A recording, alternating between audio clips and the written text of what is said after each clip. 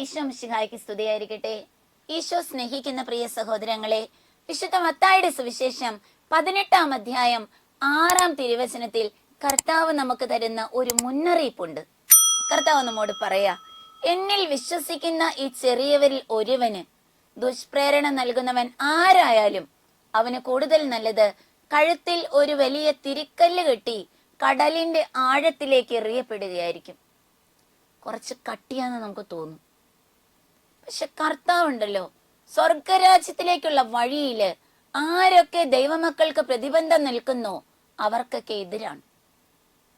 ആരൊക്കെ ദൈവ വഴിയിൽ നിന്ന് മറ്റുള്ളവരെ പിന്തിരിപ്പിക്കുന്നുവോ അവരെയൊക്കെ കർത്താവ് ഇന്ന് ശാസിക്കുന്നുണ്ട്. നീ ദൈവത്തിന്റെ കുഞ്ഞാണെങ്കിൽ ദൈവരാജ്യത്തിലേക്ക് മുതൽക്കൂട്ട് നടത്തുന്ന വ്യക്തിയായി നീ മാറണം. ഈ ലോകത്തിൽ കുറെ ബാങ്ക് അക്കൗണ്ട് ഉണ്ടാക്കിയോണ്ട് കാര്യമില്ല, അതെല്ലാനും പോകും. ഇതൊന്നും മരിക്കുമ്പോ നമുക്ക് പെട്ടിയിലിട്ടാരും തരില്ലല്ലോ. പക്ഷേ സ്വർഗത്തിൽ ചെല്ലുമ്പോ സ്വർഗത്തിൽ കയറണമെങ്കിൽ സ്വർഗത്തിൽ അക്കൗണ്ട് ഉണ്ടാക്കണം. പ്രിയ സഹോദരങ്ങളെ, അതിനെനിക്ക് സാധിക്കുന്നത് എങ്ങനെയാ? എന്റെ വാക്കും പ്രവൃത്തിയും വഴി ധാരാളം മക്കളെ ദൈവത്തോട് ചേർത്ത് നിർത്താൻ എനിക്ക് സാധിക്കണം. അപ്പോഴേ ഞാൻ സ്വർഗത്തിലേക്ക് പ്രവേശിക്കുകയുള്ളൂ. നാം എല്ലാവരും ജീവിക്കുന്നതിന്റെ ഒറ്റ ലക്ഷ്യമുള്ളൂ, സ്വർഗത്തിൽ കയറണം, വിശുദ്ധരാവണം. പ്രിയ സഹോദരങ്ങളെ, ആ ഒരു ലക്ഷ്യം മറന്നു കഴിയുമ്പോൾ പലപ്പോഴും നാം തിന്മയുടെ കൂട്ടിലാവും. പിന്നെ എൻ്റെ വാക്കും പ്രവൃത്തിയും ചെയ്തിയും ചിന്തയും ഭാവനയൊക്കെ അങ്ങോട്ട് ദുഷിച്ചു പോവും. ബാബേൽ ഗോപുരം കെട്ടിപ്പടുക്കുന്ന മനുഷ്യരെ നമ്മള് പഴയ നിയമത്തിൽ കാണുന്നുണ്ടല്ലോ. കർത്താവ് അവരെ അങ്ങോട്ട് ചിതറിച്ചു കളഞ്ഞു. ജീവിതം മുഴുവൻ അധോഗതിയാണ് അവരുടെ. ഇന്ന് എൻ്റെ ജീവിതം എവിടെ എത്തി നിൽക്കുന്നു?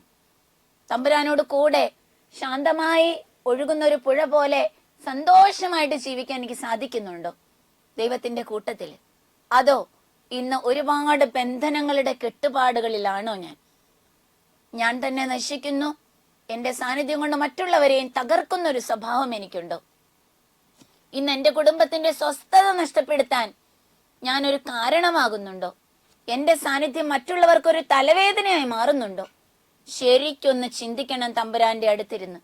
കർത്താവേ, ഞാൻ ഈ ലോകത്തില് എല്ലാ സുഖങ്ങളും അനുഭവിച്ച് ജീവിച്ച് പിന്നീട് എന്റെ ജീവിതം അഗ്നി തടാകത്തിലേക്ക് എറിയപ്പെടുന്ന ഒരു ഗതി എനിക്ക് വരല്ലേ. ഒരു തിരിച്ചു വരവിന് ഞാൻ റെഡിയാണ് കർത്താവേ. ഇന്നു മുതലുള്ള എന്റെ ജീവിതത്തില് എന്റെ വാക്കും പ്രവൃത്തിയും വഴി ആരെയും തമ്പുരാൻ അകറ്റുന്ന ഒരു വ്യക്തിയായി ഞാൻ മാറില്ല. എന്റെ ജീവിതം വഴി മറ്റുള്ളവരെ കൂടി ഈശോയിലേക്ക് അടുപ്പിക്കുന്ന ഒരു കണ്ണിയായി ഞാൻ രൂപാന്തരപ്പെടും. ഈശോയ്ക്ക് നമുക്കൊന്ന് ഉറപ്പ് കൊടുക്കാം.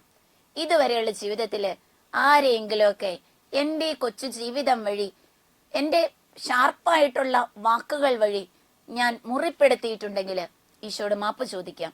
കർത്താവെ, ഇന്ന് എൻ്റെ ഈ സ്വഭാവ രീതികൾ കൊണ്ട് ഒരുപാട് പേര് ദൈവത്തിൽ നിന്ന് അകന്നു പോകുന്നുണ്ട്.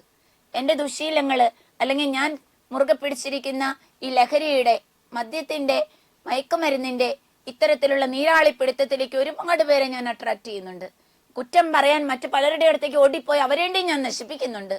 കർത്താവെ, പലതരത്തിലുള്ള ഈ ലോകത്തിൻ്റെതായ ആർഭാടങ്ങളിലേക്ക്, സുഖങ്ങളിലേക്കും എൻ്റെ കൂട്ടുകാരെ കൂടി ഞാൻ വഴിതെറ്റിക്കുന്നുണ്ട്.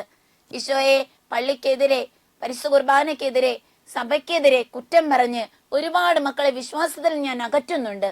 എൻ്റെ വാക്കുകളെ നിയന്ത്രിക്കാൻ എനിക്ക് കൃപ തരണേ. കർത്താവിന്റെ നാവ് നടക്കാനുള്ള അഭിഷേകം എനിക്ക് തരണേ എന്ന് ഇന്ന് തമ്പുരാനോട് ചോദിക്കാം. ഇന്നിന്റെ ദിവസമെങ്കിലും നാവിനെ വിശുദ്ധമായി കാത്തു സൂക്ഷിക്കാൻ, ഒരാളുടെയും കുറ്റം പറയാതിരിക്കാൻ നമുക്ക് ഉത്സാഹിക്കാം.